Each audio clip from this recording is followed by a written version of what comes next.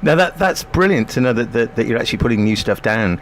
What do you reckon? Be out in time for Christmas? Doubt it. I doubt it.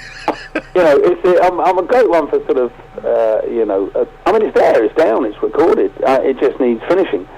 And I will finish it, and it sounds great, I have to say. I had a fantastic time with the lads. And it is very old school, a couple of the ideas are instrumentals, and that really does take us right back to the, where we came in. And I suppose in a lot of ways it's kind of gone full circle, Only now I'm 51, I'll be 52 by the time I've got off the road. We're out, we've had a fantastic year actually. We've been out in Japan, we did 6 shows in Japan. We did 10 shows in the US in July. We've played so many festivals throughout Europe. We've done Holland, Germany, Belgium, Switzerland, UK. We did the Gill Fest, the festival on the Isle of Wight where I live. The first time I've played there, that was great to do. Fantastic. BY Festival. It's the Tamworth Festival up in the Midlands. It's been a really great summer, as busy as it ever was, funnily enough, back in the heyday. And then we start October the 3rd, we're out. We've got 19 or 20 dates around the UK, then straight back into Holland, Germany, Belgium, and back on November the 17th, I'm the house bass player in the Prince's Trust Gala Rock Night, which is at the Albert Hall, November the 17th. It's all sold out, I'm afraid. But that's going to be great because I did this sort of a bit back in the 1980s, and it's fantastic playing on stage with the likes of Eric Clapton and Bill Collins and Mark Knopfler, and... It always seems to me that when you see those things, the Prince's Trust concerts, and something I've always wanted to know, is it really a bunch of mates getting together and having a laugh? Because that's what it seems like.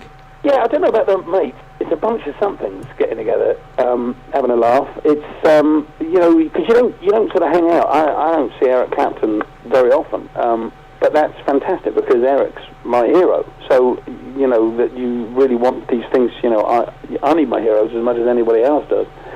But you do have a great time, and it's a wonderfully, sort of unegotistical thing that everybody seems to get together and do this thing because they just want to hang out together and play.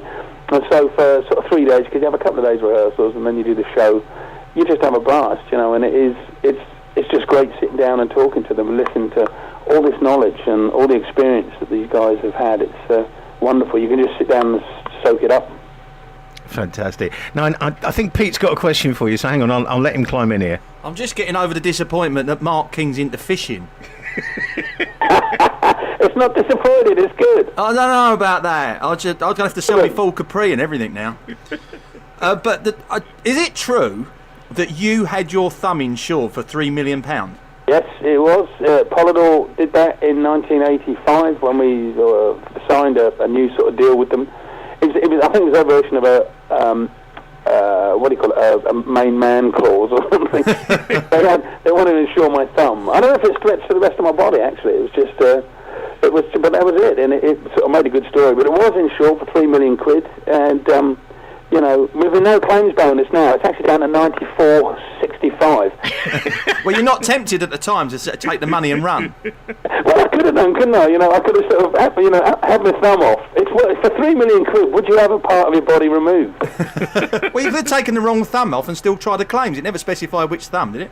But that's a very interesting thing. It did specify that thumb. Plus, the fact too, if I take the other thumb off, the bass would just get falling off my other hand, wouldn't it? And what about the other thing I always wanted to ask is who came up with the idea of stringing you and Mike Lindup up so you could fly above Wembley Arena? That was one of mine. I'm very unashamed to say I've got this slightly I don't like to say camp really, but when you look at it, it sort of does look that way. I've sort of been a bit tarty and doing things for the hell of it. If you look back at some of the videos and stuff, I was sort of like the first one to jump into dress up in a silly costume. And we just did it a couple of weeks back at the festival on the Isle of Wight. Because it's a themed festival, I kind of took the opportunity to say to the fellas, hey, let's go to Angels, the theatrical costumiers off of the Giles Circus or wherever it is. And it's amazing. And you see the other lads, Mike, I've known him for 30 years, and he's always very sober and straight down the line. Yeah. And you started seeing him clattering about in a ball gown, and high heels. You think, my goodness, where's all this coming from? Never know.